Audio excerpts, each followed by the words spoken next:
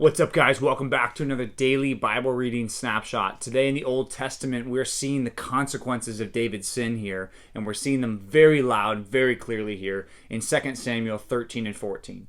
2 Samuel 13 is a horrible chapter because what we see here is we have three of David's children all fighting with one another, and so much so that it's going to leave one of them completely embarrassed and ashamed and violated. Another one it's going to leave as a murderer, and the other one it's going to lead as a murdered victim. So it's a horrible, horrible time. And what we see here is these three children of David are Absalom, Amnon, and Tamar. So Absalom and Tamar are full siblings. So same mom, same dad.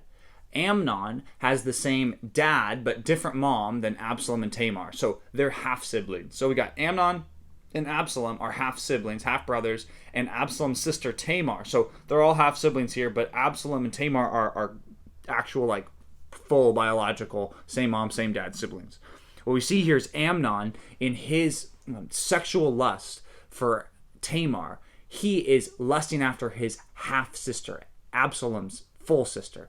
And obviously, at the beginning, that's a horrible thing. That's wrong. The Bible makes it very clear in the Old Testament that this kind of a relationship and this kind of, even if they got married, it would still be bad. It would still be wrong. So we already see that's bad. We already see that's not allowed. And then we see Amnon, instead of trying to, I guess, figure out a way to get married, he just forgets all of that and he just pursues his lust. And what he does is he does a terrible thing to Tamar here in chapter 13. And Amnon does that to Tamar. And it says in something interesting in verse 15, it says, "Then after all this happened, Amnon hated her with a very great hatred, so that the hatred with which he hated her was greater than the love with which he loved her. And Amnon said, 'Get up, get out of here and go.'" He's completely controlled here by his own sinful desire. That's what he's controlled by. He's not controlled by God's Spirit. There's no self-control here. This is complete and utter giving himself over to his desires, and it's terrible. And he's lustful at the beginning, then he's hateful at the end. Horrible thing Amnon does here.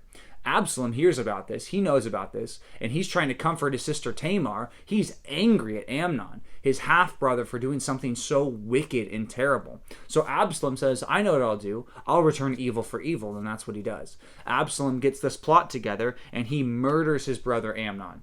And the report actually went back to David that all of his children were killed. And he's weeping and he's mourning. And then it's the report finally comes in. No, Absalom didn't kill all of the children. He just killed Amnon. And it says he killed Amnon because he was mad about what Amnon did to his sister Tamar. So now, because of David's sin and the sword not departing from his house, now what do we have?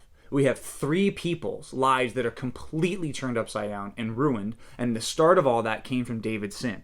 So it says that Absalom, after this, he flees. He tries to get out of there. And it says that in chapter 14, it begins the narrative of Absalom starting to take power. So what we see here is Amnon, after he's been killed, Absalom, now here, he runs away and he's trying to get out of the sight because he doesn't want David, obviously, to kill him. But it says he comes up with this plan with Joab, one of the leaders, to bring Absalom back. So there's this kind of a trick that they play on David. They try to get this lady to come and tell a story, and kind of like Nathan's story that he tells to David, but this is more of a trick. This is not a godly man coming and trying to persuade David of his sin. But Absalom's brought back, but he lives apart. He doesn't live with them anymore. He doesn't live with David. He doesn't live in the palace anymore. He's separate. But it says that Absalom started to gain favor with people. People started to see him and want to be around him now. So now we're going to set up this problem where it's half the people want to follow David, half the people want to follow Absalom. And that's going to create huge problems. But what we see here is Absalom's wickedness, Amnon's wickedness, and Tamar being the victim of a horrible wicked act here in chapter 13.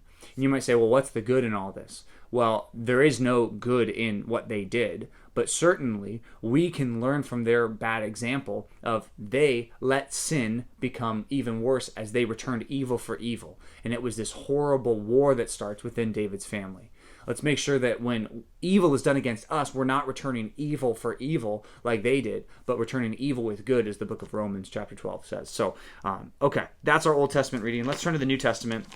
what we're looking at here is the beginning of Luke 20 today. The beginning of Luke 20, we see different questions that are brought up for Jesus. And one of the questions, the first one has to do with his authority. People ask Jesus, you speak so authoritatively. Where do you get this authority? And then Jesus responds to the question with a question and says, okay, I'll ask you a question, guys. Where did John the Baptist get his authority? And what he's trying to get them to do is recognize, was John the Baptist a messenger for God or not? And what he's going to do is, if John the Baptist was a messenger from God, then so is he. And then that's the answer to the question, that his authority comes from God.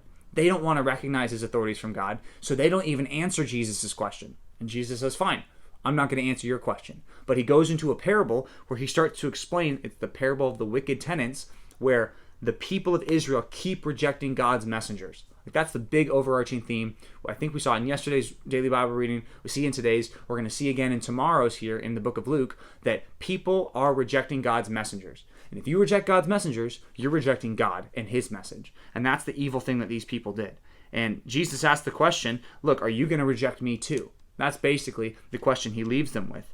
And then they ask another question. They say, well, okay, should we pay taxes to the Romans? Which was a trick question, because it was going to get Jesus in trouble no matter how he answered it. So instead of answering yes or no, he says, render to Caesar what is Caesar's and to God what's God's. And that kind of shut down this question. But tomorrow we're going to see more people asking questions and questioning Jesus' authority. But as we see that, okay, we need to make sure that we're not questioning Jesus' authority like they were, but we're listening to Jesus and we're submitting to him. His authority clearly comes from heaven. He's clearly a messenger from God, because he is God. And we need to listen to him as God. And we need to respond rightly to him. Which is why when we open up our Bibles and we study, even when we study things that are so horrible like what we studied with Amnon and Tamar and Absalom, we need to see this as warnings from God. Things that we need to listen to. Things that we can't just read in the morning and forget about later in the afternoon. Things that need to change our whole perspective about our lives and how we should live. So we want to make sure that as we read God's word and as you read it on your own, I want to make sure that you have that right perspective of it too. So thanks for reading the Bible with us today. Make sure you read it all on your own today. This daily Bible reading section is important, but we'll see you back tomorrow for another daily Bible reading snapshot.